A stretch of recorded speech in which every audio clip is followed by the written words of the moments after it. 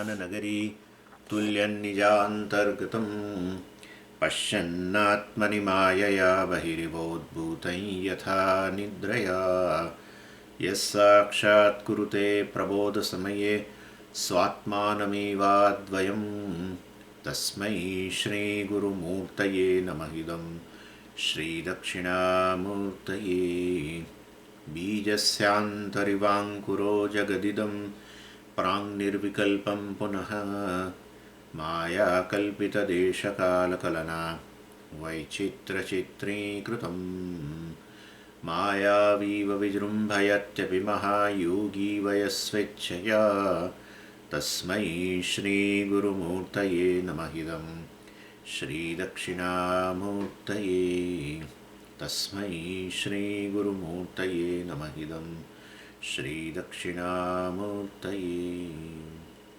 ॐ सहना भवतु सहनौ भुनक्तु सह वीर्यं करवावहै तेजस्विनावधीतमस्तु मा विद्विषावहै। ॐ शान्तिः शान्तिः शान्तिः। सदाशिवसमारम्भां शङ्कराचार्यमध्यमाम् अस्मदाचार्यपर्यन्तां वन्दे गुरुपरम्पराम्। ॐ 105मो श्लोक। विषयाणामानुकूल्ये सुखी दुःखी विपर्यये सुखं दुःखं च तद्धर्मः सदानन्दस्य नात्मनः। એટલે અહીંયા શંકરાચાર્યજી આ અનાત્માની ચર્ચા કરી રહ્યા છે. મુખ્ય આ વિવેક ચૂડામણીની અંદર આત્મા અનાત્માનો વિવેક એ જ મુખ્ય છે. અને એટલે અત્યારે અનાત્મા શું છે વસ્તુ બતાવી રહ્યા છે. અને એમાં કહ્યું કે આ અનાત્મામાં 3 મુખ્ય ઘટકો. એક તો છે સ્થૂળ શરીર, બીજું છે સૂક્ષ્મ શરીર અને ત્રીજું છે કારણ શરીર. એમાં સ્થૂળ શરીર શું છે અને એના ગુણધર્મો વગેરેની ચર્ચા થઈ ગઈ અને દ્વારા બતાવ્યું કે વાસ્તવમાં આત્મા નથી, કારણ કે આત્મા સર્વ ધર્મથી રહિત છે, સર્વગુણોથી રહિત છે. અને આ સૂક્ષ્મ શરીર ટોપિક જે છે એ આમ તો 105મા શ્લોક સાથે પૂરો થઈ જાય છે અને 105મો શ્લોક આપણે જો કે જોવાનો બાકી છે. પરંતુ ત્યાર પછી થોડોક એક વિષયાંતર કરશે આચાર્ય અને ત્યાર પછી કારણ શરીર વગેરેની વાત કરશે. અને શંકરાચાર્યજી કહી રહ્યા છે કે આ સૂક્ષ્મ શરીર જે છે એ જ વાસ્તવની અંદર ચૈતન્યનું પ્રતિબિંબ ઝીલવા માટે સમર્થ હોય છે. એના કારણે જ વાસ્તવમાં ચિદાભાસની ઉત્પત્તિ થાય છે. અને એને કારણે સૂક્ષ્મ શરીરમાં જ ચિદાભાસ ઉત્પન્ન થતો હોવાને કારણે સૂક્ષ્મ શરીર ચેતનવંતું બની જાય છે, સેન્શિયલ. અને એને કારણે એ જ સૂક્ષ્મ શરીર અહમ એ પ્રકારે બોલે છે. અહમ એ પ્રકારની વૃત્તિ એમાં ઉત્પન્ન થાય છે. અને એ અહમ કેવો હોય છે તો કે વાસ્તવમાં મર્યાદિત હોય છે. સર્વનો અહમ હુંપણું ક્યાં હોય છે? આપણે કહીએ ને આ શરીરમાં હુંપણું છે, એટલે શરીરની અંદર રહેલું છે. એટલે વાસ્તવમાં આત્મા જે ચૈતન્ય છે એ સૂક્ષ્મ શરીરમાં પ્રતિબિંબિત થાય ને પછી સૂક્ષ્મ શરીર જ કેવું અહમ, તો સૂક્ષ્મ શરીર તો મર્યાદિત જ છે, એક જગ્યાએ રહેલું છે, એટલે એક સ્થૂળ શરીરમાં રહેલું છે. અને માટે એ અહમ કેવો હોય છે? મર્યાદિત હોય છે. એટલે જો આ સૂક્ષ્મ શરીર ન હોય તો વાસ્તવમાં એ જ અહમપણું ન રહે, પરંતુ એ ચિદાભાસ પણ ન રહે અને વાસ્તવમાં સામાન્ય ચૈતન્ય જેને આપણે કહીએ, બ્રહ્મ કહીએ, પરમાત્મા કહીએ, આત્મા કહીએ, એ વસ્તુ હોય. અને એના કારણે એની વસ્તુ આપણો અનુભવ છે. સુષુપ્તિની અંદર જે છે સામાન્ય ચૈતન્ય જ હોય છે, અર્થાત બ્રહ્મનો જ મતલબ ત્યાં અસ્તિત્વ હોય છે. એટલે સૂક્ષ્મ શરીરનો અભાવ હોવાને કારણે ચિદાભાસ વગેરેની ઉત્પત્તિ નથી થતી. અને માટે સુષુપ્તિની અંદર ખરેખર આપણે અહમપણું પણ હોતું નથી.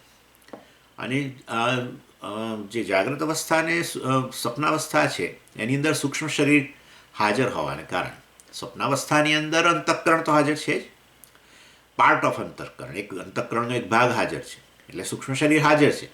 તો ચિદાભાસની ઉત્પત્તિ થાય અને અહમપણું પણ હોય. અને અહમ એવું બોલનારો જે છે એ વાસ્તવમાં આ સૂક્ષ્મ શરીર હોય છે જે આવું ચિદાભાસ ધરાવે છે. સાભાસ અંતઃકરણ જે છે એને જ આપણે અહમ કહીએ છીએ. સાભાસ એટલે આભાસ સહિતનો એને સાભાસ કહેવાય. આભાસ એટલે આ ચિદાભાસ, પ્રતિબિંબ ચૈતન્ય વગેરે. એટલે એટલે જાણે કે આ સૂક્ષ્મ શરીરને કારણે આ ચૈતન્ય જાણે ટ્રેપ થઈ ગયું, ચૈતન્ય મર્યાદિત થઈ ગયું. અને આવી એક જીવ કે અહંકાર નામની એન્ટિટીની ઉત્પત્તિ થઈ. એ લોકલાઇઝડ સેલ્ફ કોન્શિયસ એન્ટિટી એમ કે આ લોકો. લોકલાઇઝડ એટલે એક જગ્યાએ રહેલું. એટલે વાસ્તવમાં તમે સૂક્ષ્મ શરીર શબ્દ વાપરો અને એ સૂક્ષ્મ શરીરને બદલે અંતઃકરણ શબ્દ વાપરો એટલે ઘણીવાર શું કરે છે આ અહંકારને કે જીવને જેને આપણે અહમ કહીએ છીએ એ અહંકાર અને અથવા તો જીવ અથવા તો પ્રમાતા, આ કરતા ભોગતા વગેરેને આ લોકો સાભાસ સૂક્ષ્મ શરીર પણ કે આભાસ સહિતનું સૂક્ષ્મ શરીર કે ક્યારેક આભાસ સહિતનું અંતઃકરણ કે, પણ વસ્તુ એકની એક જ છે, કારણ કે અંતઃકરણ પણ વાસ્તવમાં સૂક્ષ્મ શરીરનો ભાગ છે. અને આ અહંકાર જે છે અર્થાત સૂક્ષ્મ શરીર જે આવું ચેતનવંતું બન્યું છે ચિદાભાસને કારણે, એ જ આ જગત સાથે વ્યવહાર કરે. સામાન્ય ચૈતન્ય જે કશો વ્યવહાર કરી શકતું જ નથી, નહીં તો સુષુપ્તિમાં વ્યવહાર થાય. સુષુપ્તિમાં અહમપણું જ રહેતું નથી, બરાબર? તો અને જો આત્મા કે ચૈતન્ય જે છે એ તો છે જ, તો એ જ વ્યવહાર કરતો મતલબ એ તો હાજર છે સુષુપ્તિમાં, તો એ જ વ્યવહાર સુષુપ્તિમાં કરતો હોવો જોઈએ, પણ એ નથી કરી શકતો. એ બતાવે છે કે આત્મા કશો વ્યવહાર કરતો નથી. આત્મા જે પ્રતિબિંબિત થાય ને સૂક્ષ્મ શરીરમાં, અંતઃકરણમાં, અને પેલું પછી અંતઃકરણ અહમ વૃત્તિ, પોતાને અહમ એમ કરીને વૃત્તિ, મતલબ અહમ એ પ્રકારે કહેવા માંડે, અને એ અહંકાર, એને અહંકાર કહેવાય. અહમ વૃત્તિને જ અહંકાર કહેવાય, અને નેચરલી ચેતનવંતું જ હોય. એટલે વાસ્તવમાં એ જ આ બધો વ્યવહાર કરે છે. સામાન્ય ચૈતન્ય વ્યવહાર કરતો નથી. અને એને એટલા માટે આ લોકો ક્યારેક ક્યારેક આપણા સામાન્ય ચૈતન્યને, બ્રહ્મને કે પરમાત્માને કે આત્માને જે છે એ જ્યારે આવી રીતે અભિવ્યક્ત થાય અંતઃકરણમાં સીધાભાસ રૂપે વગેરે અને વ્યવહાર કરે, એટલે એને વ્યવહારિક ચૈતન્ય કહે. વ્યવહારિક ચૈતન્ય, કારણ કે એના થકી વ્યવહાર થાય છે. કયો વ્યવહાર થાય સ્વામીજી? ભાઈ પ્રમાતા રૂપે કયો વ્યવહાર કરો? પ્રમાતા રૂપે એટલે તમે જાણનાર, તો જાણવાનો વ્યવહાર ઉત્પન્ન, જ્ઞાન વ્યવહાર કહેવાય. જ્ઞાન વ્યવહાર ઉત્પન્ન થાય, એમાં તમે જાણનારા અને જગતના વિષયો, જાણવાના વિષયો ને વગેરે વગેરે, અને જાણવાની વૃત્તિ ઉત્પન્ન થાય. કર્તા એ પણ આ જ અહંકાર કે જીવે જ, અને તે કર્તા તરીકે કર્મ વ્યવહાર કરે. એટલે પછી અનેક ક્રિયાઓ બધી થાય. આ બધું આપણે વ્યવહાર કહીએ, જ્ઞાન વ્યવહાર, કર્મ વ્યવહાર, એમાં બધી ત્રિપુટીઓ રહેલી હોય. કર્તા, કર્મ, કરણ, પ્રમાતા, પ્રમેય, પ્રમાણ વગેરે આ બધી વસ્તુ. એટલે સામાન્ય ચૈતન્ય જે છે પેલા આ શાના જેવું છે? જુઓ, આ જ્યારે આપણો અવકાશ જે છે ને, અવકાશ કશો વ્યવહાર કરતો નથી. અવકાશને એક જગ્યામાં મર્યાદિત કરો ને, તમે એન્ક્લોઝ કરો, પછી વ્યવહાર કરે બધો. દાખલા તરીકે સામાન્ય અવકાશ જે છે કશું કરતું નથી. સામાન્ય અવકાશ પાણી ના ભરી શકે, પણ એ અવકાશને તમે એક પેલા ઘડાની અંદર આમ મર્યાદિત કર્યું તો પાણી, પછી એ જ અવકાશ પાણી ભરવાના કામમાં. સામે ઘડો પાણી ભરે છે, ઘડો પાણી નથી ભરતો. તમે ઘડો પાણી ભરવાનું કામ કરતો હોય તો ઘડાની દિવાલમાં ભરો ને, ન ભરી શકો. ઘડામાં પાણી ભરો તમે જ્યારે કહો ત્યારે શેમાં પાણી ભરો છો? ખરેખર ઘટાકાશમાં પાણી ભરો છો. હું સ્વામીજી અત્યારે અહીંયા મારા મકાનમાં રહું છું. એ તમે મકાનમાં રહો છો એટલે ખરેખર તમે અવકાશમાં, મતલબ કે આ સામાન્ય અવકાશ દાખલા તરીકે છે એમાં તમે રસ નથી રહેતા, અને મકાન શા માટે બનાવો? અવકાશ તો તમને બધે ઉપલબ્ધ જ છે. આટલા બધા હજારો રૂપિયા, લાખ, કરોડો રૂપિયા, હવે તો અમદાવાદમાં ભાવ કંઈક 2 કરોડ ને 3 કરોડ રૂપિયાનો ફ્લેટ. હવે ફ્લેટમાં તમે આ રીતે શા માટે ફ્લેટમાં રહેવાની જરૂર છે? તમે અવકાશમાં જ રહેતા હોવ તો અવકાશ તો ચારે તરફ છે. ફ્લેટ ખરીદવાની ક્યાં જરૂર છે? બહાર આવી જાઓ, એપાર્ટમેન્ટની બહાર આવી જઈને રહો. ના સ્વામીજી, એમાં ના રહેવાય એવી રીતે. એટલે તમે શું કરો પછી? દિવાલો દ્વારા એ અવકાશ જે ખરેખર કામ નથી લાગતું, એ અવકાશને હવે તમે દિવાલો દ્વારા મર્યાદિત કર્યું. અને એ મર્યાદિત અવકાશ જે છે એ તમારા કામમાં આવે છે, રહેવાના કામમાં. બધી વસ્તુમાં આવું છે, એક વસ્તુમાં. અને આ સામાન્ય અવકાશ છે એ તમારા કામમાં નથી આવતું, પણ એક આ જે છે ને આપણું જઠર, એની અંદર અવકાશ છે. એ જઠર દ્વારા આ અવકાશ જે અમર્યાદિત અવકાશ છે, સામાન્ય અવકાશ છે, એને જઠરમાં મર્યાદિત કરો તો કામ લાગે છે. એની અંદર ભરવા માટે, ભોજન ભરવા માટે કામ લાગે છે ને. એટલે હંમેશા સમજજો, સામાન્ય અવકાશ વ્યવહારમાં ઉપયોગી નથી, જે મર્યાદિત અવકાશ છે એ ઉપયોગી થાય છે. એટલે જ્યારે હું કહું કે હું ઘરમાં રહું છું ત્યારે ઘરમાં રહેલા અવકાશમાં રહું છું, હું કહું કે હું ઘડામાં પાણી ભરું છું ત્યારે ઘટાકાશમાં પાણી ભરું છું. સમજો આ વસ્તુ. એટલે વ્યવહારિક જે છે એ અવકાશ એ ઉપયોગમાં આવે. સામાન્ય અવકાશ, વ્યવહારિક અવકાશ એટલે શું કે જે આ રીતે મર્યાદિત કર્યું હોય કોઈ ઉપાધિ દ્વારા, ઘડો હોય, જઠર હોય કે ઇવન એરોપ્લેન હોય. હવે એક જગ્યાએથી બીજી જગ્યાએ જાઉં છું તો હું જવા માટે અવકાશ તો જોઈએ. તો સામાન્ય અવકાશ છે, તમારે ટિકિટ ખરીદવાની ક્યાં જરૂર છે? જાઓ, અમે અહીંથી ઇન્ડિયા પહોંચી જાઓ.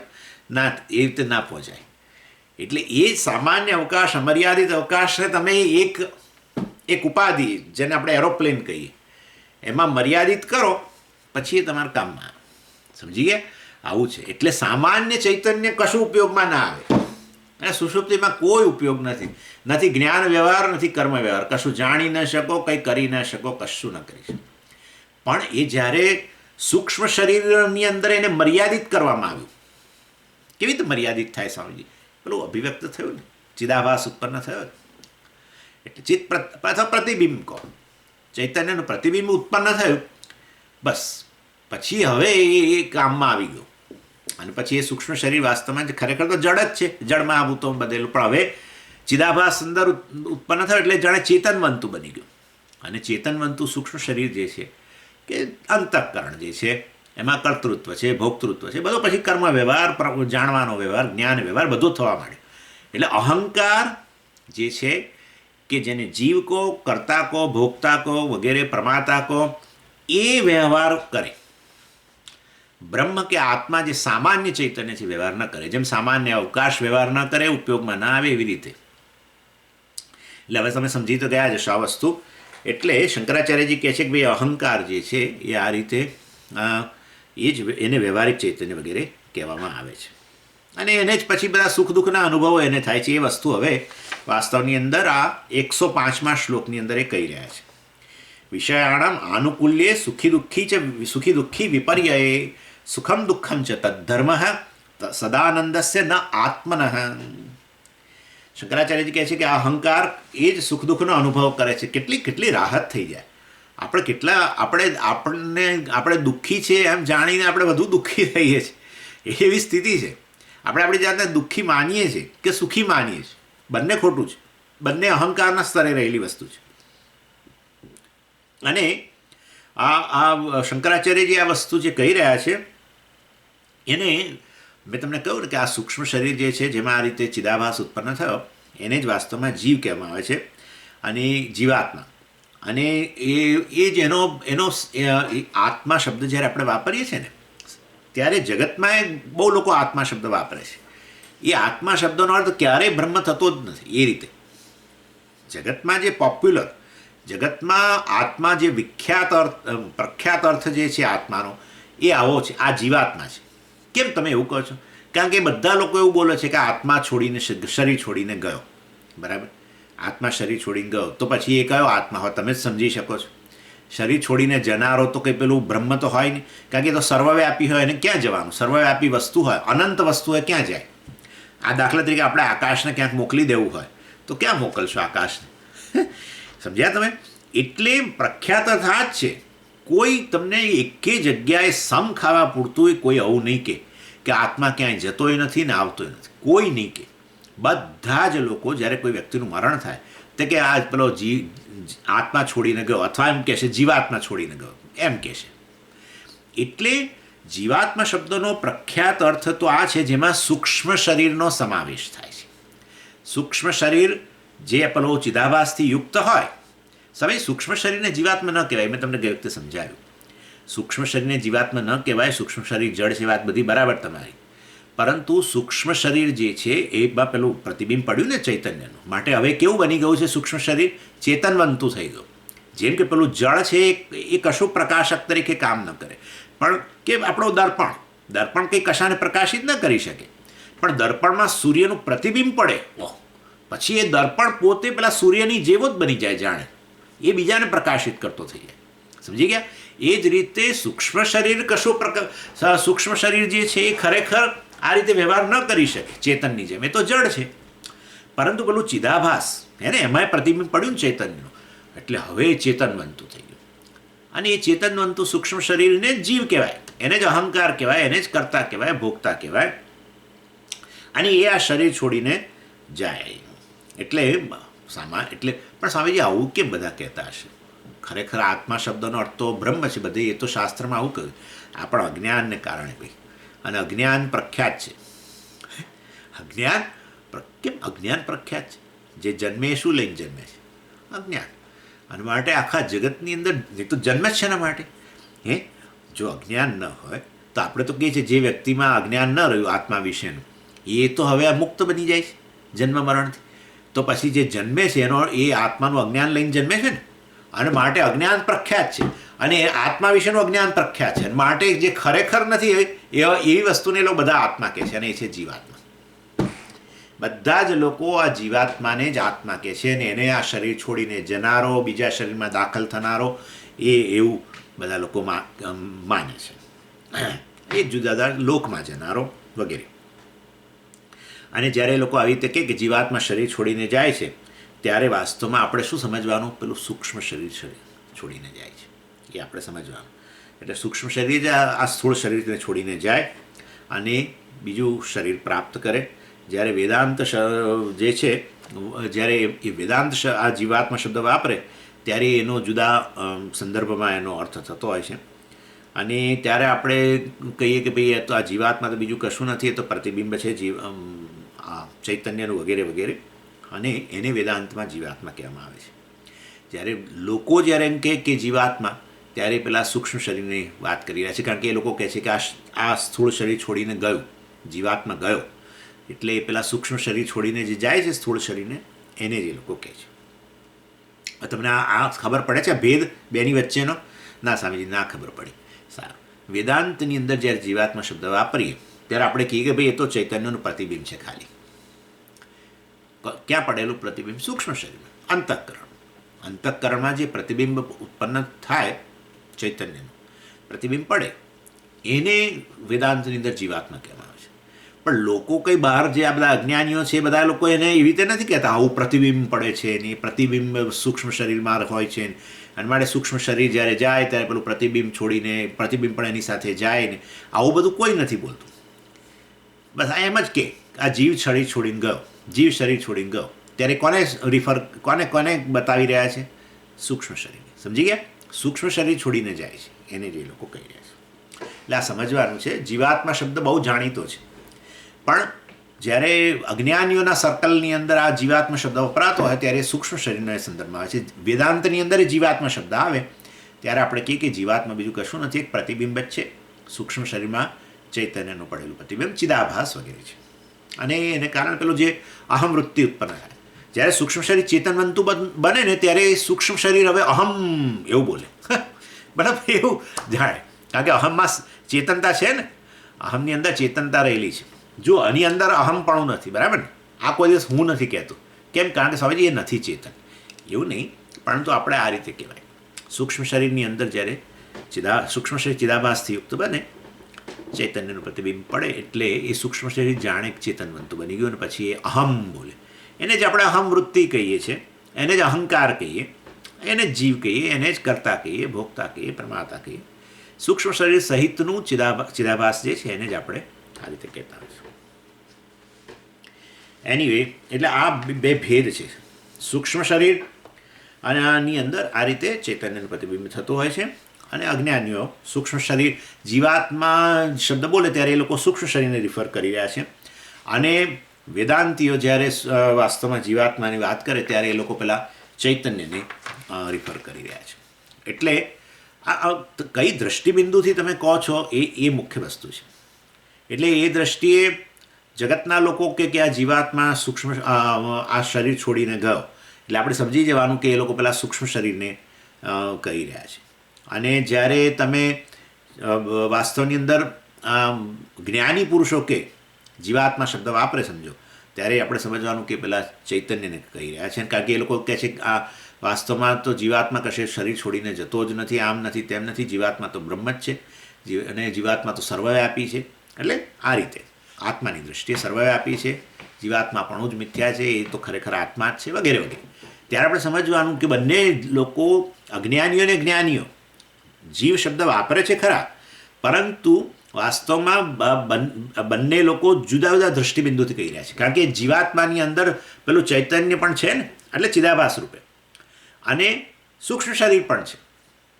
એટલે વેદાંતી લોકો જે છે પેલા ચિદાભાસ દ્વારા ચૈતન્યનો નિર્દેશ કરે, અને અજ્ઞાની લોકો જે છે એ કોનો નિર્દેશ કરે? સૂક્ષ્મ શરીરનો નિર્દેશ કરે. કેવી રીતે ખબર પડી કે એ લોકો સૂક્ષ્મ શરીરનો નિર્દેશ કરે? અજ્ઞાનીઓ કહે છે કે આ ગયો, જીવ ગયો, તો જનાર તો સૂક્ષ્મ શરીર છે, ચૈતન્ય ક્યાં જવાનું છે? અને જ્ઞાનીઓ કહે કે આ તો જીવાત્મા તો કશે જતોય નથી ને આવતો નથી, એ તો બ્રહ્મ છે, સર્વવ્યાપી છે, આમ તેમ. ત્યારે તો એ લોકોના મનમાં જીવાત્માપણું જ નથી, ખરેખર કોણ છે? આત્મા જ છે. અને એ લોકો એટલે એ દ્રષ્ટિએ પેલા ચૈતન્યને બતાવી રહ્યા છે, અને અજ્ઞાનીઓ સૂક્ષ્મ શરીર તરફ નિર્દેશ કરી રહ્યા છે. અને આ વસ્તુ સમજી શકો છો. દાખલા તરીકે, અને અત્યારે જ મૂડ આવે છે વાગવાનો. એટલે જ્યારે હું દાખલા જુઓ, આ આંગળી, હવે આ આંગળીની અંદર છે ને બે વસ્તુ છે, અને એના કારણે બે દૃષ્ટિબિંદુ ઉત્પન્ન થાય. હવે હું કહું, જો આમ આમ કરો, એટલે તમે, અને ત્યારે કયા બે અંશે? પહેલાં એક વાત કરી, આ આંગળીની અંદર એક તો આ એ હાથનો ભાગ છે, બરાબર, અને બીજું છે લાઇટ, પ્રકાશ, જેના તરફ નજર તમારી નથી ગઈ, પણ આ તમને કહું છું. પ્રકાશ પણ અહીંયા રહેલો છે, બે વસ્તુ છે ને, પ્રકાશ આના પર છે કે નહીં? છે. અને સાથે સાથે આ હાથનો પણ એક ભાગ છે, એટલે મિશ્રણ છે બે વસ્તુનું આંગળી, બરાબર, કે એક છે હાથનો ભાગ અને બીજો છે પ્રકાશ. હવે તમે બંને જુદા જુદા દૃષ્ટિબિંદુથી આ વસ્તુનો નિર્દેશ કરી શકો.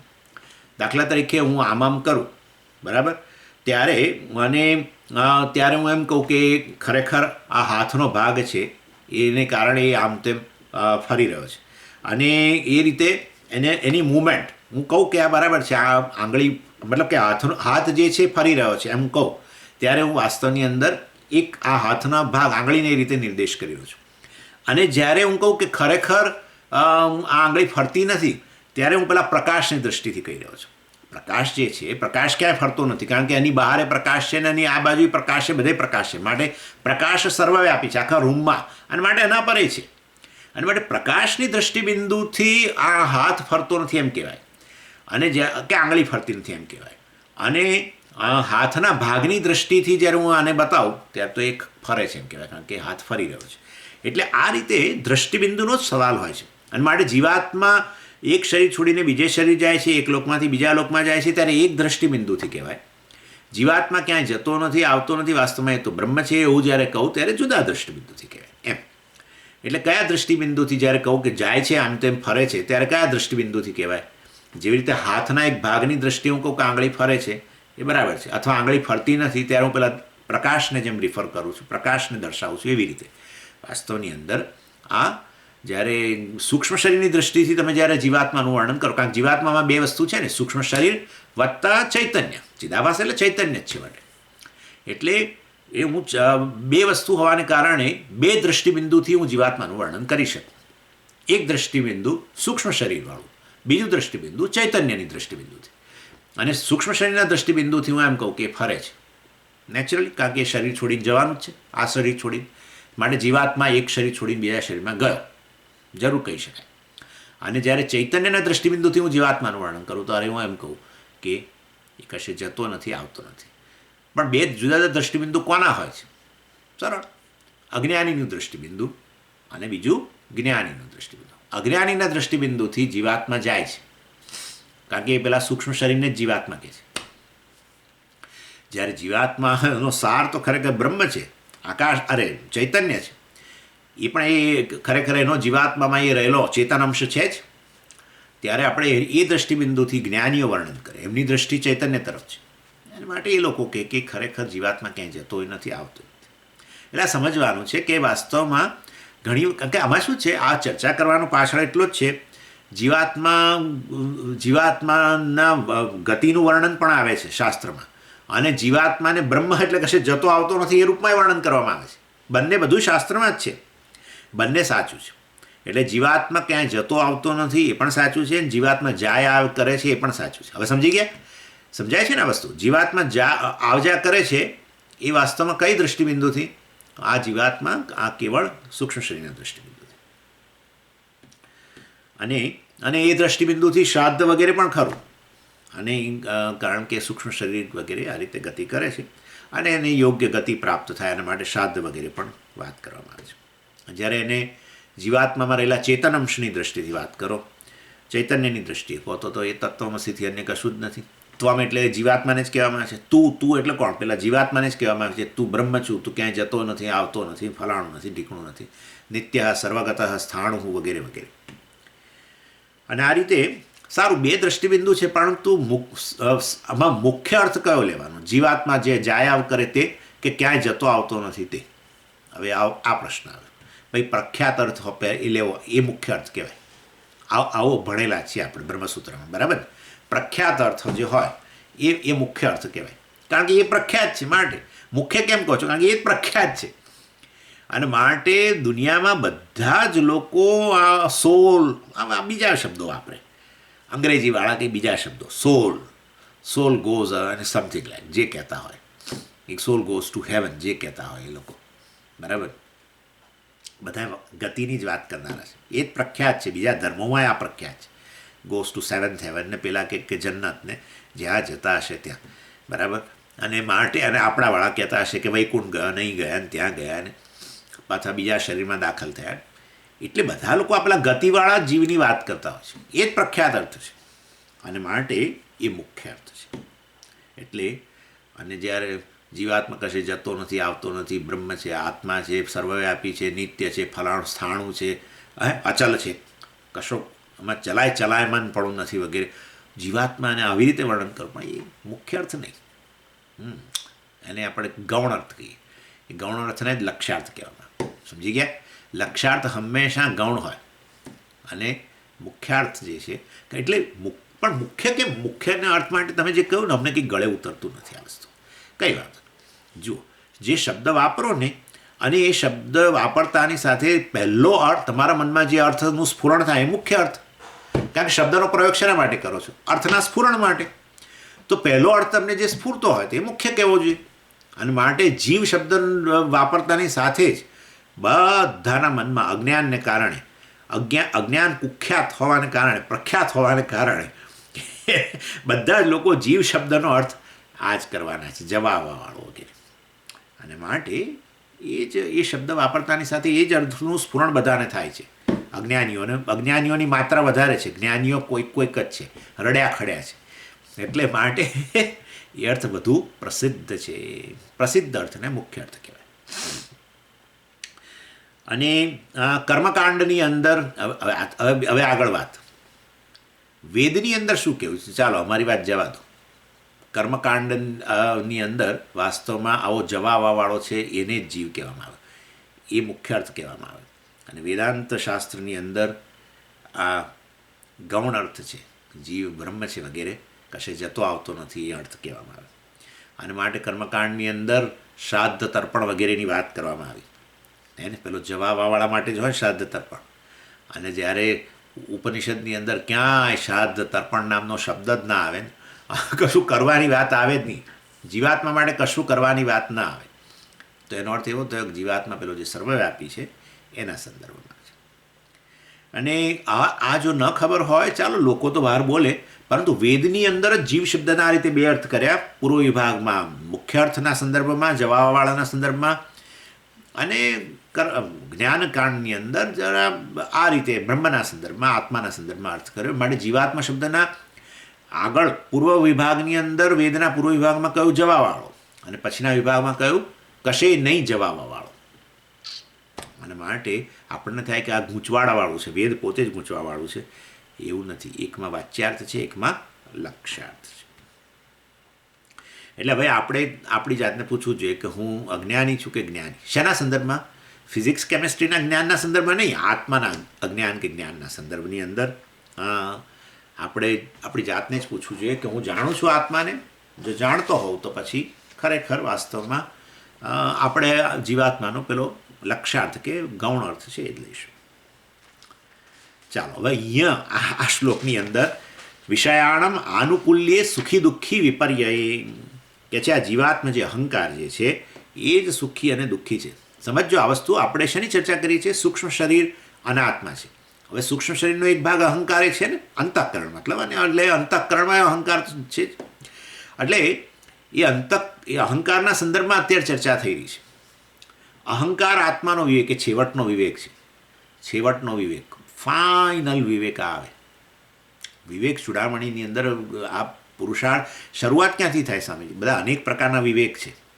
વિવેક વિવેક વિવેક વિવેક પૃથક્કરણ કર્યા કરવું, બસ છૂટું પાડ્યા કરવું, છૂટું છૂટું છૂટું છૂટું છૂટું છૂટું, કારણ કે ક્યાંક ભેગું થઈ ગયું છે, આ ગૂંચવાડો થઈ ગયો છે. છૂટું પાડો તો બધું રાજી રાજી થઈ જશે. છૂટું પાડો, સારું છૂટું પાડીએ. ચાલો પહેલાં શું છૂટું પાડીએ? એટલે કે જુઓ તમારા મનમાં શું પ્રાપ્ત કરવું એ વિશે જ ગૂંચવાડો છે. પહેલાં એ જરા વ્યવસ્થિત કરો. એમ કે શું પ્રાપ્ત કરવું એ જ ગૂંચવાડો છે. એમ ધ્યેય વિશે, પુરુષાર્થ વિશે ગૂંચવાડો છે. હા, એના વિશે ગૂંચવાડો છે. મારે તો ફલાણું જોઈએ છે, ઢીકણું જોઈએ, ધન જોઈએ. અરે ભાઈ તને કશામાં રસ નથી દોસ્ત. એમ કે તને કશામાં રસ નથી. મોક્ષ જ જીવનનો પુરુષાર્થ છે. એટલે વિવેક કરો. પુરુષાર્થ વિવેક કહેવાય. અર્થકામ ધર્મ વર્સિસ મોક્ષ. આ પહેલો, આ શરૂઆત અહીંથી થાય. વેદાંતનું પ્રવેશ દ્વાર પુરુષાર્થ વિવેક. કારણ કે અંદર પ્રવેશ્યા પછી ખાલી મોક્ષની વાતો. અંદર પ્રવેશીને થાય કે આ કઈ જગ્યાએ આવી ગયા, આ મોક્ષમાં મને તો કોઈ રસ જ નહોતો, તો પછી પાછા વળી જવું પડે. એના કરતાં જરા પહેલાં જ જાણી લો કે ભાઈ આ અંદર પ્રવેશવાની જરૂર આપણને છે કે નહીં. અંદર જઈશું એટલે બધી મોક્ષ મોક્ષ મોક્ષ, આત્મા મોક્ષ, આ બ્રહ્મ, આવું બધું ચર્ચાઓ ચાલશે. ચૈતન્ય, આ બધું અરે આ તો ઉબાઈ જવાય એવું છે. એટલે તો પછી કામનું નથી ભાઈ, તો કામનું નથી. બહુ મોટો વિવેક. આ વિવેક કરવા માટે અસંખ્ય પુણ્ય જોઈએ, અસંખ્ય જન્મનું પુણ્ય જોઈએ. લોકો દૂધમાં અને દહીંમાં પગ રાખે છે. એમ માને છે કે જીવનમાં મટીરિયલ લાઈફ, આમ પાછા આવી મટીરિયલ લાઈફ અને સ્પિરિચ્યુઅલ લાઈફ વચ્ચે બેલેન્સ. બહુ લોકો વાતો કરે છે આ જગતમાં આવી બધી. મટીરિયલ લાઈફ સ્પિરિચ્યુઅલ લાઈફનું બેલેન્સ કશું ના કરી શકાય. કારણ કે શ્રેયશ્ચ પ્રેયશ્ચ મનુષ્યમેત તૌ સંપરિત્ય વિવિનક્તિ ધીર. યુવરાજાએ કહ્યું શ્રેય અને પ્રેય દૂરમેતે વિપરીતે વિશુચિ. દૂરમેતે વિપરીતે વિશુચિ બંને ડાયગોનલી ઓપોઝિટ છે. 180 ડિગ્રીનું અંતર છે બંને, 180 ડિગ્રી ટોટલી. એક દિશામાં જાય છે, બીજું બીજી દિશામાં જાય છે. મટીરિયલ લાઈફ એટલે શું? જીવનમાં અર્થકામની પ્રધાનતા બહુ તો ધર્મની પ્રધાનતા. ધર્મ એટલે આ જ પુણ્ય, એના દ્વારા પાછા અર્થકામ જ જોઈએ, બીજું કંઈ ના જોઈએ. હા, અત્યારે તો છે, ભવિષ્યનું પણ વિચારી લેવું પડે ને સ્વામીજી. અત્યારે તો બધું છે, કાલે ના હોય તો. એટલે એના માટેની ગોઠવણ, એનું નામ પુણ્ય પાપ. એટલે અત્યારે સ્વામીજી સારા કામ કરીએ ને તો ભવિષ્યમાં આપણને સારું, હા સારું કરો. એટલે અર્થકામ ધર્મ વર્સિસ મોક્ષ બહુ મોટો પુરુષાર્થ. અને એ પુરુષાર્થના અભાવ એ વિવેક થયો નહીં હોવાને કારણે વેદાંતમાં પ્રવેશ્યા પછી વેદાંત એટલું અપીલિંગ નથી લાગતું આપણને. કરીએ છીએ, બીજું બધું કરીએ, સાથે સાથે આ પણ એક એક્ટિવિટી. જેમ સવારે બ્રશ કરીએ, સ્નાન કરીએ, આ કરીએ, તે કરીએ, એમ એવી રીતે એકાદ ક્લાસ પણ ભરીએ. અમે ક્લાસ ભરીએ છીએ. એમ કે ક્લાસ ભરીએ છીએ. આવો, it's a part of activity. અને જ્યારે બહુ ક્લેશ થઈ જાય મટીરિયલ અને સ્પિરિચ્યુઅલ લાઈફ વચ્ચે, તો પછી આને જરા બાજુ મૂકી દેવાનું. હમણાં નથી વાતું ક્લાસમાં મારે ફલાણું છે, ઢીકણું છે. એટલે મતલબ કે આ it's a part of activity. અને જ્યારે ભોગ આપવો ત્યારે ન આપી દેવાય. પુરુષાર્થ વિવેક વગર વેદાંત એટલું અસરકારક, વેદાંતનું શ્રવણ બનતું નથી. મહદઅંશે સાધકોમાં આ જ સ્થિતિ છે. એનીવે, પણ પહેલો પુરુષાર્થ વિવેક, બીજો સાધન વિવેક. મોક્ષ ચાલો જીવનનું ધ્યેય છે, મુક્તિ વગેરે બરાબર છે. અર્થાત દુઃખમાંથી મુક્તિ, ભયમાંથી મુક્તિ વગેરે મર્યાદાઓમાંથી મુક્તિ, ઉણપમાંથી મુક્તિ જોઈએ છે, બીજું કશું નથી જોઈતું. આવો વિવેક તો થયો, પણ એનું સાધન શું? કેવી રીતે પ્રાપ્ત કરવાનું? એ તો સાધ્ય બરાબર છે, પુરુષાર્થ છે. સાધન શું? અને સાધનની વાત આવે એટલે પછી કોઈ કૂદકા મારવાની વાતો કરે, હઠયોગની વાતો કરે, કોઈ કર્મયોગ કહે, કોઈ કહે છે ભક્તિ કરો જીવનમાં, અને કોઈ કહે છે જ્ઞાન પ્રાપ્ત કરો. અને આપણે પછી માનીએ કે બધા માર્ગ છે. જેને જે માર્ગ, જે બૌદ્ધિક લોકો છે એમને માટે જ્ઞાન માર્ગ, જે લોકો થોડા ઇમોશનલ, લાગણીશીલ લોકો છે એ લોકો માટે ભક્તિ માર્ગ.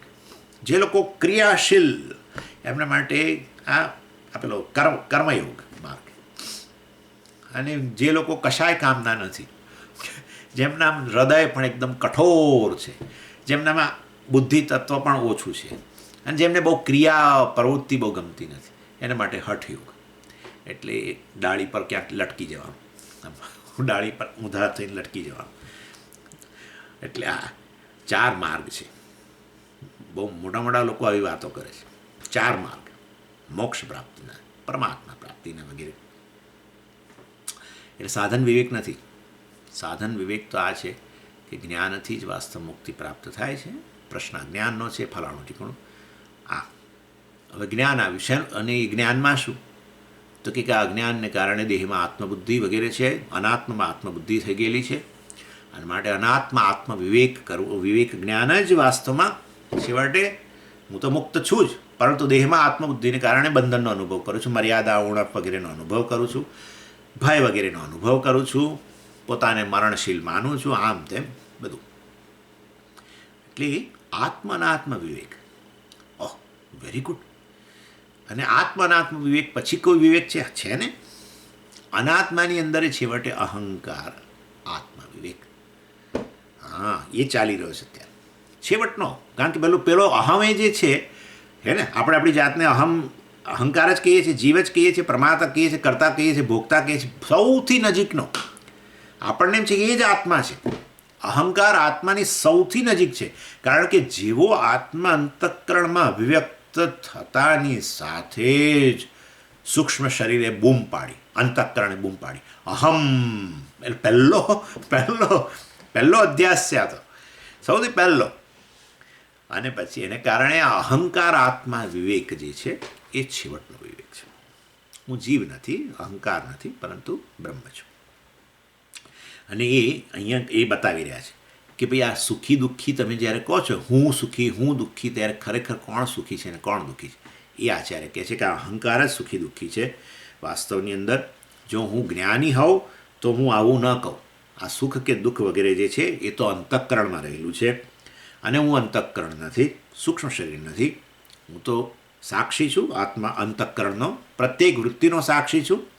અને માટે વાસ્તવની અંદર હું કે સુખી દુઃખી ખરેખર આત્મા, હું કે આત્મા જે ખરેખર સુખી દુઃખી નથી. હું અહંકાર નથી, હું વાસ્તવમાં અજ્ઞાની નથી. અજ્ઞાનને કારણે અહંકારને આત્મા કહેતો હતો વગેરે વગેરે. મોટાભાગના લોકો તો એમ જ કહે છે હું સુખી છું, હું દુઃખી છું વગેરે. ચાલો, એટલે અને એ સુખી દુઃખી ક્યારે પછી બને? અહંકાર સુખી દુઃખી ક્યારે થાય? વિષયાણામ આનુકૂલ્ય. એટલે જ્યારે બધું બહાર સારું હોય ને, બહાર બધું અનુકૂળ હોય, ત્યારે એ પછી પોતાને સુખી કહે. કોણ? અહંકાર. આત્મા તો બિચારો અહમ વૃત્તિ જ નથી ને આત્મામાં, પછી ક્યાં વાત છે? એટલે હું સુખી હું દુઃખી વગેરે આવું જ્યારે કે, પણ ક્યારે કે વિષયાણામ આનુકૂલ્ય. બહાર વિષયો, બહારનું જગત, વિષય એટલે બહારના વિષયો જે છે એ જ્યારે અનુકૂળ હોય ત્યારે આ રીતે કે. આપણે નથી કહેતા બધું fine, everything is fine Swamiji, બધું સરસ છે એમ આપણે કહીએ છીએ ને, બધું સરસ છે એટલે બધું અનુકૂળ છે. અને એવું હોય ત્યારે આપણું મુખારવિંદ પર સરસ મજાનું આમ સ્માઇલ આવે. હા, બહુ સ્નો પડે છે અત્યારે, અહીંયા સ્નો બહુ પડે છે અત્યારે. એને પેલું શું તડકો નીકળતો નથી, સ્નો બહુ પડે છે, ઠંડી બહુ છે, એટલે આમ અનુકૂળતા નથી લાગતી. મોઢા પરથી જ લાગે આપણને કે બધું એને અનુકૂળ નથી. અને બહાર અનુકૂળ ના હોય ને એટલે એનું મોઢું વાંકું થઈ જાય બિચારા, વાંકું એ થાય. અને પાછું કોઈ સામે અનુકૂળ વ્યક્તિ આમ સામાન્ય રીતે હોય, એ તો સામે આવે તોય આપણે હસી ન શકીએ. એ હસે છે, એ હરિઓમ કહે છે, પણ આપણે નથી, આપણને અનુકૂળ નથી અત્યારે. એટલે વિષયાણમ આનુકૂલ્ય, આનુકૂલ્યમ એટલે with regard to external condition. એમ વિષય એટલે અહીંયા એક્સટર્નલ કન્ડિશન, બહારની કન્ડિશન જ્યારે અનુકૂળ હોય, સરસ હોય ત્યારે. વિપર્યય જ્યારે એનાથી વિરુદ્ધ હોય તો દુઃખ ઉત્પન્ન થાય. એટલે અને એ પછી અહંકારને જ આત્મા કહેતો હોવાને કારણે, અજ્ઞાનને કારણે હું સુખી કે હું દુઃખી પ્રકારે કે. એટલે પછી આચાર્ય કહે છે સુખમ દુઃખમ તદ્ધર્મ. એટલે આ બધા સુખ અને દુઃખ, અપ્સ એન્ડ ડાઉન્સ આપણે કહીએ ને બધા, એ પેલા સૂક્ષ્મ શરીર પ્રધાન પેલો જીવાત્મા જે છે, સૂક્ષ્મ શરીરમાં અભિવ્યક્ત થયેલો જે ચિદાભાસ છે, જેને કારણે સૂક્ષ્મ શરીરમાં અહમ વૃત્તિ ઉત્પન્ન થઈ છે, એ આ જે આવો ચેતનવંતું સૂક્ષ્મ શરીર છે, જેને જ આપણે અહીંયા અહંકાર કે જીવાત્મા કહીએ છીએ, એ પોતાને આ રીતે સુખી દુઃખી કહે છે. કારણ કે પેલી સુખાકાર વૃત્તિ ઉત્પન્ન થઈ અને એ અંતઃકરણમાં ઉત્પન્ન થઈ, પણ અંતઃકરણને જ અહમ કહેતો હોવાને કારણે પછી શું કે હું સુખી. અંતઃકરણમાં દુઃખ ઉત્પન્ન થયું, પણ સુખ દુઃખ કેવી રીતે ઉત્પન્ન થયું? બહાર અનુકૂળતા પ્રતિકૂળતા હતી, ત્યારે બહાર અનુકૂળતા હતી, પોતાને અનુકૂળ લાગતું હતું, એને કારણે અંતઃકરણમાં સુખાકાર વૃત્તિ અને પોતાને સુખી કહેવા માંડ્યો, બહાર પ્રતિકૂળતાને કારણે પોતાને દુઃખી કહેવા માંડ્યો. અને પછી આચાર્ય ધીમે રહીને કહે છે સદાનંદસ્ય આત્મનઃ ન. એટલે આત્મા જે છે, જે સદાનંદ સ્વરૂપ છે, એની આ બધી સુખી કે દુઃખી સ્થિતિ એની નથી. સુખ એ વસ્તુ અહીંયા બતાવી રહ્યા છે, એ બધી અહંકારની છે. શંકરાચાર્યજી આમ તો આ ટોપિક ભૂલી ગયા હોય એવું લાગે છે, કારણ કે અત્યારે આમ તો અનાત્માની ચર્ચા કરવી જોઈએ ને, એમાં સદાનંદસ્ય આત્મનઃ ન. આત્મા જે સદાનંદ સ્વરૂપ છે, એની આ સુખ અને દુઃખ વગેરે સ્થિતિ, સુખી દુઃખી વગેરેની સ્થિતિ એની નથી, એમ જ્યારે કહી રહ્યા છે. પણ અત્યારે તો તમે અહંકારની ચર્ચા કરો છો, અનાત્માની ચર્ચા કરો છો, અને કદાચ તમારે સૂક્ષ્મ શરીરની ચર્ચા પૂરી થઈ ગઈ હોય, બધું પૂરું થઈ ગયું ને, ઇન્દ્રિયો પૂરી થઈ ગઈ, પ્રાણ પૂરા થઈ ગયા, જરા પાછળ જોશો તો ખબર પડશે તમે, આપણે જે જોઈ ગયા એટલે લગભગ સૂક્ષ્મ શરીરની ચર્ચા પૂરી થઈ ગઈ છે. એટલે હવે સૂક્ષ્મ શરીરની ચર્ચા પૂરી થઈ તો મહારાજ કારણ શરીરની ચર્ચા શરૂ કરો ના, પાછો એમાં ધીમે રહીને આત્મા લઈ આવ્યા, એટલે જાણે કે પાછા ટ્રેક પરથી છે નીચે ઉતરી ગયા એવું લાગે છે. એવું નથી, આપણને યાદ કરવા માટે છે. હવે જુઓ, પહેલી લાઈન અને બીજી લાઈનની વચ્ચેનો ભેદ જુઓ. પહેલી લાઈનની આ બીજી લાઈનની અંદર કહ્યું સદાનંદસ્ય આત્મનઃ ન. આત્મા જે છે સદાનંદ છે, આત્મા પરમેનન્ટ આનંદ, આત્મા નિત્ય આનંદ સ્વરૂપ છે. અને પૂર્વની એના પહેલાંની લાઈનમાં કહ્યું કે આત્મામાં સુખ વગેરે નથી, સુખમ દુઃખમ ન તદ ધર્મ. આત્મામાં સુખ વગેરે રહેલું નથી. બીજી લાઈનમાં કહે છે આત્મા હંમેશા આનંદ સ્વરૂપ છે. તો એમાં શું ફેર શું પડ્યો? સુખ કહો કે આનંદ કહો. પહેલી લાઈનમાં કહે છે આત્મામાં સુખ દુઃખ વગેરે રહેલા નથી, અને બીજી લાઈનમાં કહો છો આત્મા આનંદ સ્વરૂપ છે. તો આ તો કઈ રીતે? એટલે એનો અર્થ એવો થયો કે આ સુખ શબ્દ અને આનંદ શબ્દનો અર્થ આચાર્ય માટે કંઈક જુદો લાગે છે. સમજાય છે હું શું કહું છું? પહેલી લાઈનમાં કહે છે આત્મામાં સુખ દુઃખ નથી, અને બીજી લાઈનમાં કહે છે આત્મા આનંદ સ્વરૂપ છે. અરે પણ તમે આત્મામાં સુખ છે નહીં એવું બોલો છો, અને બીજી લાઈનમાં કહો છો આત્મા આનંદ સ્વરૂપ છે, એવું કઈ રીતે બને? ના, પણ આચાર્યની દ્રષ્ટિએ સુખ અને આનંદ ભિન્ન વસ્તુઓ છે. શું તફાવત છે? આમ તો આવવાનું જ આગળ, પણ સ્વામીજી આવું બોલીને તમે એથી છટકવા માંગો છો. ના, હું તમને પહેલાં ટૂંકમાં કહી દઉં સુખ અને આનંદ વચ્ચેનો ભેદ. આ જે કંઈ આપણને અનુભવ થાય ને એમાંથી જે આનંદ જન્મે છે, અનુકૂળ વિષય, જે આપણે વાત થઈ, અનુકૂળ વિષય, બહાર અનુકૂળ વિષય જણાયો તમને, અને એને કારણે જે તમને અનુકૂળ વિષયનો અનુભવ થતાં અંતઃકરણમાં જે જન્મે છે વૃત્તિ, એ સુખાકાર વૃત્તિ છે, એને સુખ કહેવામાં આવે છે. એટલે એ દ્રષ્ટિએ સુખ જે છે એ અનુભવાત્મક વસ્તુ છે. એક્સપિરિયન્શિયલ પ્લેઝર ઇઝ કોલ્ડ સુખમ. અને આનંદ જે છે એ અનુભવનો વિષય નથી. આ રીતે વિષયોના સંદર્ભમાં કોઈ અનુકૂળ વિષયનો અનુભવ થતાં જ મનમાં અનુકૂળ વૃત્તિ ઉત્પન્ન થવી, એને આપણે સુખ કહીએ છીએ. અર્થાત એ અનુભવમાંથી જન્મેલી વસ્તુ છે સુખ, એમ કહેવાનો આશય છે. અને આનંદ જે છે એ વાસ્તવમાં, કારણ કે સદાનંદસ્ય આત્મનઃ, આત્મા સદા આનંદ સ્વરૂપ છે. મતલબ કે એ રીતે એ વિષયોનો જેમ અનુભવ થાય ને એમ જેમાં જે જન્મે છે અંતઃકરણની અંદર અનુકૂળ વૃત્તિ વગેરે, એવીઓ આ વસ્તુ નથી. એ વસ્તુ નક્કી થઈ ગઈ. એટલે આનંદ જે છે વાસ્તવની અંદર એ અનુભવનો વિષય નથી. સુખ જે છે એ અનુભવનો વિષય છે, વિષયોના અનુભવનો વિષય છે વગેરે, એ દ્રષ્ટિએ અહીંયા કહેવામાં આવે છે. અને મુખ્ય ભેદ બેની વચ્ચે આ છે. આવું કહું ને પછી એક મોટો ભેદ ઉત્પન્ન થઈ જાય. શું? કે અનુભવમાંથી જે વૃત્તિ જન્મે, અનુકૂળ વૃત્તિ, જેને આપણે સુખાકાર વૃત્તિ કહીએ, એ કેટલી હોય? ક્ષણિક હોય કે સદા હોય? ક્ષણિક હોય. અને આનંદ માટે શબ્દ શું વાપર્યો? સદા. સદા હોય તો પછી અનુભવનો વિષય ના હોય. જે વૃત્તિના રૂપમાં ઉત્પન્ન થાય એ અનુભવનો વિષય હોય, બરાબર છે, અને એ ક્ષણિક હોય. આ માટે સુખ ક્ષણિક વસ્તુ છે. એ વિષય સુખ જ કહેવાય, એ ક્ષણિક વસ્તુ છે. જ્યારે આત્મા જે છે એ તો સદાય અનુભવનો વિષય કહું. એ રીતે પેલા વૃત્તિના રૂપમાં રહેલો નથી, અને માટે એ તો આનંદ સ્વરૂપ છે, એ અનુભવનો વિષય નથી. એ અહીંયા કહી શકાય. ઇન્ક્લુડિંગ નિર્વિકલ્પક સમાધિમાં જન્મત્યો વસ્તુ, જન્મતો કહેવાતો આનંદ, એને સુખ જ કહેવું જોઈએ, આનંદ ન કહી શકાય. કેમ ન કહી શકાય? નિર્વિકલ્પ સમાધિની અંદર તો વિષયોનું જવા દો. નિર્વિકલ્પ કોઈ પણ, આપણે તો કહીએ છીએ મનુષ્યને પ્રાપ્ત થતી ભિન્ન ભિન્ન અવસ્થાઓ, આધ્યાત્મિક દ્રષ્ટિએ પણ, દાખલા તરીકે, અને આ અવસ્થા પણ છે આપણી જાગ્રત કાળે જે વ્યવહારિક અવસ્થા છે, જેમાં આપણે વિષયોનો અનુભવ કરીએ, એમાં અનુકૂળ હોય, અને કારણ મનમાં અનુકૂળતા જન્મે, એને આપણે સુખ કહીએ, એ પણ હોય. ગમે તે અવસ્થા હોય, એ અવસ્થાઓમાં પ્રાપ્ત થતો, ઇન્ક્લુડિંગ નિર્વિકલ્પ સમાધિમાં પ્રાપ્ત થતો જે છે વસ્તુ, એને આપણે સુખ જ કહીએ, અને આવી રીતે આનંદ નહીં કહીએ. કારણ કે પેલો પણ નિર્વિકલ્પ સમાધિમાં જે જન્મે છે એ સમાધિ કાળે જન્મે છે. એ જ વ્યક્તિ સમાધિમાંથી જ્યારે બહાર આવે ત્યારે હવે એમ કહે છે કે મેં આનંદનો અનુભવ કર્યો હતો, એમ કહે છે. સદા આનંદ ના આવે, કર્યો હતો.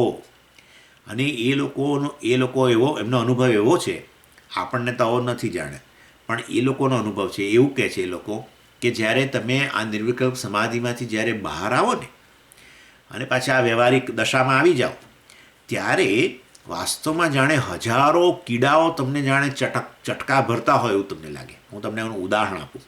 જેમ કે કોઈ વ્યક્તિ હંમેશા એર કન્ડિશનર રૂમમાં રહેતો હોય, એર કન્ડિશન ગાડીમાં ફરતો હોય, એમાં એર કન્ડિશન ઓફિસમાં બેસતો હોય, અને મે મહિનો હોય, સમજો, અને આપણો ભારતનો મે મહિનો, અને એમાં 45 ડિગ્રી અમદાવાદનું ટેમ્પરેચર, 45 ડિગ્રી સેન્ટીગ્રેડ, બરાબર ને? અને ત્યારે સમજો કે એને બહાર નીકળવું પડ્યું, કંઈક દુકાનમાં એને જવું હતું, એટલે એને ગાડી પાર્ક કરીને ચાલતો પેલા સ્ટ્રીટની અંદર એ દુકાનમાં જાય ભર બપોરે, અને ત્યારે એને કેવો અનુભવ થાય? તમે મને કહો. હજારો કીડા જાણે એને ચટકા ભરતા હોય એવો અનુભવ થાય. બસ એવો જ અનુભવ યોગીઓનો છે. એટલે એ લોકો એને સમાધિ વ્યુત્થાન કે સમાધિમાંથી બહાર આવી ગયા પછી એ લોકો અત્યંત બેચેની અનુભવે. એનો અર્થ એવો થયો કે સમાધિ દરમિયાન એમણે જે અનુભવ કર્યો આનંદનો, ચાલો આનંદ શબ્દ વાપરું, એ કેવો હતો? ક્ષણિક હતો. તો આપણી દ્રષ્ટિએ એને આનંદ, આત્માનંદ ન કહેવું જોઈએ. શું કહેવું જોઈએ? સુખ જ કહેવું છે. સમજી ગયા? એટલે સુખ જે છે એ અનુભવ, વિષયના અનુભવ, અનુકૂળ વિષયોના અનુભવમાંથી જે જન્મે છે, અનુકૂળ વૃત્તિ અંતઃકરણમાં, એને સુખ કહેવાય. જ્યારે આત્મા, આ તો કોઈ વૃત્તિનો વિષય નથી, અને માટે આત્મા તો આનંદ સ્વરૂપ છે. પણ એ સમજાયું નહીં. પેલું સમજાઈ ગયું સુખ, પણ આત્મા આનંદ સ્વરૂપ એટલે શું? એ જુદી વસ્તુ છે. જુદી વસ્તુ એટલે શું? પણ બોલો તો ખરા. એમાં તો ખાલી આટલું જ છે કે હું પૂર્ણ છું, બસ, દેટ્સ ઓલ. બીજું કંઈ નહીં. જે વસ્તુ પૂર્ણ છે, અનંત છે, સર્વવ્યાપી છે, એ હું જ છું એવું સ્પષ્ટ જ્ઞાનને જ આનંદ કહેવામાં આવે છે. That's all. જેમાં કોઈ પ્રકારનો ઉણપ નથી, કોઈ વિષયોના અનુભવની વાત નથી. અહીંયા હું વિષયી વાસ્તવમાં પૂર્ણ છું, ઉણપરહિત છું. આ પ્રકારની સભાનતા, સ્પષ્ટતા જે છે એ વાસ્તવમાં આનંદ છે. કારણ કે હું પૂર્ણ જ છું, આનંદ સ્વરૂપ છું. માટે પૂજ્ય સ્વામીજી હંમેશા જ્યારે આનંદની વાત આવે ત્યારે એને અનંત સાથે સરખાવી દે. સચ્ચિદાનંદ એટલે કે સત્યમ જ્ઞાનમ અનંતમ. એટલે આ આનંદ એ જ અનંતતા છે, અનંતતા એ જ આનંદ છે. આવું કે લિમિટલેસનેસ, વસ્તુ લિમિટલેસ હોય એમ એ આનંદ નહીં. હું અનંત છું, હા, હું પૂર્ણ છું, મારામાં લેશ માત્ર ઉણપ નથી. કારણ કે સામાન્ય દૃષ્ટિથી પણ જ્યારે જ્યારે અહમ વિષયક ઉણપનો અનુભવ થાય કે આપણને કોઈ ઉણપ મારામાં રહેલી છે એવું અનુભવ કરાવે, એવું સભાનતા લાવે આપણામાં, તો આપણને દુઃખ ઉત્પન્ન થાય છે. હે ને? શરીરની સભાનતા તમને હોય અને એમાં મર્યાદા હોય તો તરત દુઃખ ઉત્પન્ન થાય છે ને. એટલે જ્યારે હું એવું જાણું કે ખરેખર મારામાં કશું ખૂટતું જ નથી, રાઈટ, હું પૂર્ણ છું, અને એ પ્રકારની જે સભાનતા છે આપણી, એને જ આનંદ કહેવામાં આવે છે. અને સદા છે, કારણ કે આત્મા સદાય છે, નિત્ય છે, અને પાછો સ્વરૂપથી જ આવો છે, પૂર્ણ છે, અને માટે એ આનંદ પણ કેવો છે? સદાય છે. માટે કહે છે સદાનંદસ્ય આત્મનઃ ન. આત્મા જે સદાનંદ સ્વરૂપ છે એનામાં આવી સુખી કે દુઃખી એવી પ્રકારની સ્થિતિ આવતી નથી. પણ હું કહું છું ને હું સુખી છું ને હું દુઃખી છું, એ તો પેલો અહંકાર કે છે. પણ હું એવું કેમ કહું છું? કારણ કે ભાઈ તમને આત્મા વિશેનું અજ્ઞાન છે. માટે આત્મ વિષયક અજ્ઞાનને કારણે અહંકારને આત્મા કહો છો, અને માટે જ્યારે જ્યારે મનમાં અનુકૂળ વૃત્તિ ઉત્પન્ન થાય વિષયોની અનુકૂળતાને કારણે, ત્યારે ત્યારે સુખાકાર જ વૃત્તિ ઉત્પન્ન થાય, પરંતુ અંતઃકરણને જ આત્મા કહેતા, અહંકારને જ આત્મા કહેતા હોવાને કારણે હું સુખી એવું કહી દો છું. અને વિષયો પ્રતિકૂળ હોય ત્યારે મનમાં પ્રતિકૂળ વૃત્તિ ઉત્પન્ન થાય, પણ એ જ મન કે અંતઃકરણને આત્મા કહેતો હોવાને કારણે, અર્થાત અહંકારને જ આત્મા કહેતો હોવાને કારણે હું દુઃખી એ પ્રકારની વૃત્તિ ઉત્પન્ન થાય છે. વાસ્તવમાં એ તો આત્માના ધર્મો નથી. સુખમ દુઃખમ તદ્ધર્મ ન, એ આત્માના ધર્મો જ નથી. આત્મા કોઈ વૃત્તિનો વિષય પણ નથી. અને માટે અહીંયા જે આનંદ શબ્દ વાપર્યો એ તો આત્માના સ્વરૂપની દૃષ્ટિએ, અને મેં તમને કહી દીધું આનંદનો અર્થ થાય છે પૂર્ણતા. હું પૂર્ણ છું, આત્મા પૂર્ણ છે એ વસ્તુ બરાબર છે, પણ આત્મા પૂર્ણ છું એ નહીં, હું પૂર્ણ છું, મારામાં કંઈ ખૂટતું નથી, એ પ્રકારની સભાનતા, સ્પષ્ટતા જે છે એને જ આનંદ કહેવામાં આવે છે. ચાલો, અને આ રીતે એટલે આત્માનંદ જે છે વાસ્તવમાં ખરેખર કોઈ અનુભવનો વિષય નથી, સુખ અનુભવનો વિષય છે. અને આત્માનંદ એટલે આવી મર્યાદાઓમાંથી મુક્તિ વાસ્તવમાં. ચાલો, અને પછી આગળ કહે છે સદાનંદસ્ય આત્મનઃ, અને એની અંદર આ પ્રકારે સુખ દુઃખ વગેરે રહેતા નથી, અને એ બધા અહંકારના સ્તરે રહેલા છે. તેમાં તમે તો કહેતા હતા અહંકાર આત્માનું વિવેક, તો આ શું છે? ત્યારે આ શું છે? જ્યારે હું કહું કે હું સુખી હું દુઃખી, હે, ત્યારે વિચારજો જરાક બોલવામાં, હું સુખી હું દુઃખી, ત્યારે વિચારજો કે પેલો અહંકાર સુખી દુઃખી છે, અનાત્મા સુખી દુઃખી છે. અરે પણ અહંકાર એટલે અનાત્મા? તો હજુ અત્યાર સુધી મેં શું ચર્ચા કરી? કોને અહંકાર કહેવાય? અહમ વૃત્તિ. અહમ વૃત્તિ પણ ક્યાં? ઓહ, એ તો સમજી મનમાં. એટલે મનમાં અહમ વૃત્તિ ઉત્પન્ન થઈ એટલે મનને જ અહમ કયો કે નહીં? પણ મનને અહમ કેમ કયો સ્વામીજી? કારણ કે પેલું એ તો અહમ તો ચેતન જણાય છે, તે બરાબર જ છે ને. પણ સ્વામીજી મન તો ક્યાં ચેતન છે? પણ હું ક્યાં કહું છું કે મન ચેતન છે? મન જે છે ચેતનવંતુ બને છે કશાકને કારણે, અને ત્યારે જ્યારે ચેતનવંતુ બને ત્યારે અહમ વૃત્તિ ઉત્પન્ન થાય છે, અને એ અંતઃકરણમાં ઉત્પન્ન થાય છે. માટે અંતઃકરણને જ અહમ કહી દઈએ છીએ. એટલે સાભાસ અંતઃકરણમ અહંકાર જીવ, ચિદાભાસ સહિતનું અંતઃકરણ. અંતઃકરણ જ છે, જો એમાં ચિદાભાસ ન હોય તો. પણ આવું કદી હોવાનું જ નથી. કેમ?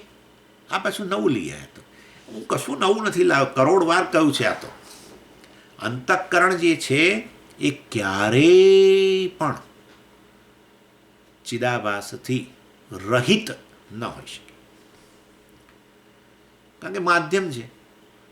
ચૈતન્ય રૂપી સૂર્ય સર્વવ્યાપી છે અને માધ્યમે હાજર છે, તો પ્રતિબિંબ તો પડવાનું જ છે, નિત્ય પ્રતિબિંબ છે ત્યાં તો. હા, માટે જીવની શરૂઆત જ નથી. સમજી ગયા હવે? હા, જેને મેં જીવ કહ્યો એની શરૂઆત જ નથી. ના, પણ જીવની શરૂઆત ક્યાંક તો ગણવી જ જોઈએ, ક્યાંક તો ગણવી જ જોઈએ. તો એક મિનિટ, તમને તમારા કાન નહીં પકડીએ ને ત્યાં સુધી તમે સમજવાના જ નથી.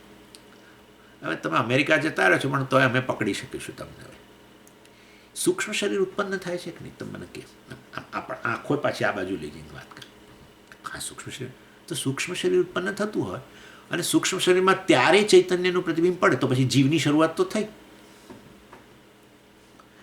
હે, સૂક્ષ્મ શરીર જે ચેતનવંતું બન્યું એને જીવ કહો છો, પણ સૂક્ષ્મ શરીર ઉત્પન્ન થાય છે કે નથી થતું?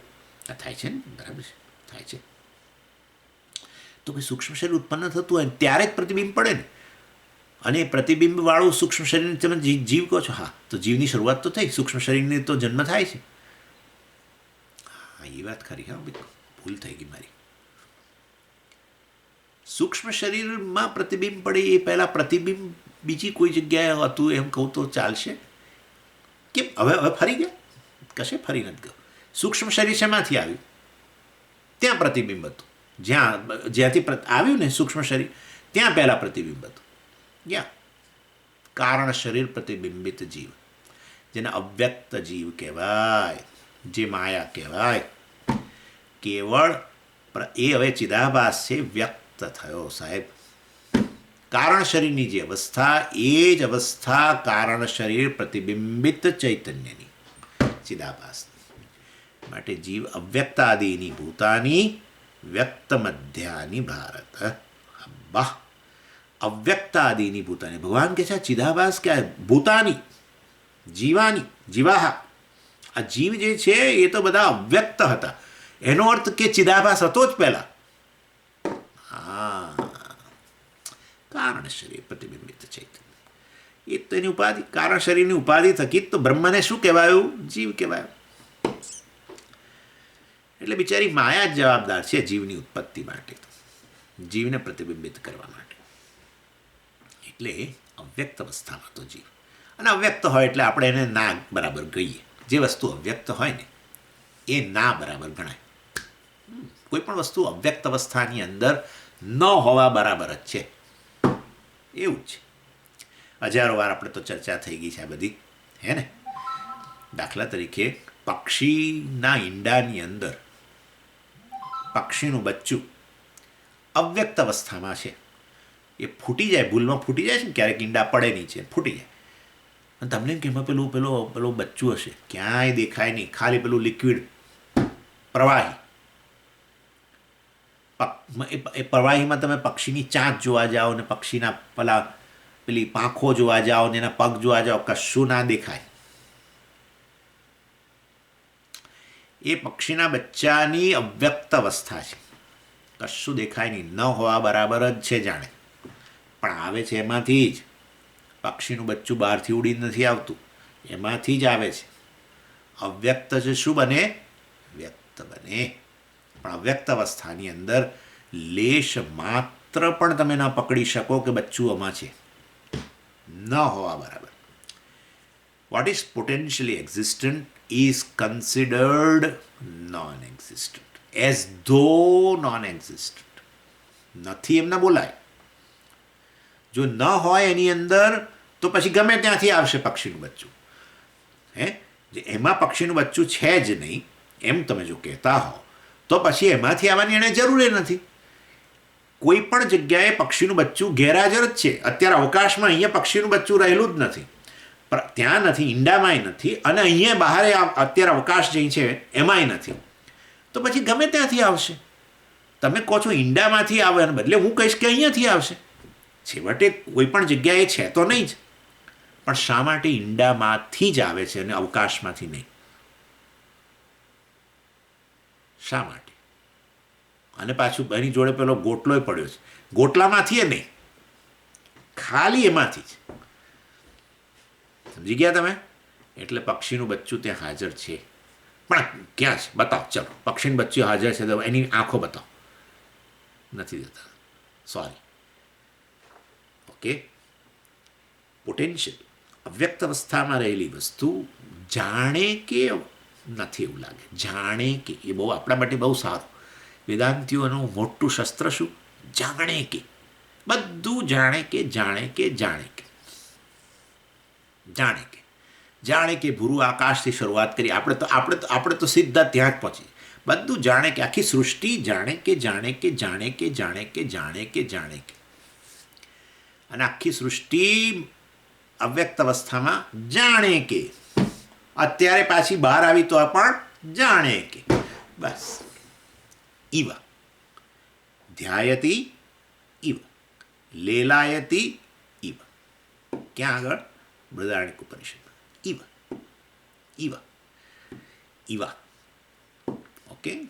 ઓમ પૂર્ણમદઃ પૂર્ણમિદં પૂર્ણાત પૂર્ણમુદચ્યતે પૂર્ણસ્ય પૂર્ણમાદાય પૂર્ણમેવાવશિષ્યતે. ઓમ શાંતિ શાંતિ શાંતિ. હરિ ઓમ શ્રી ગુરુભ્યો નમઃ. હરિ ઓમ.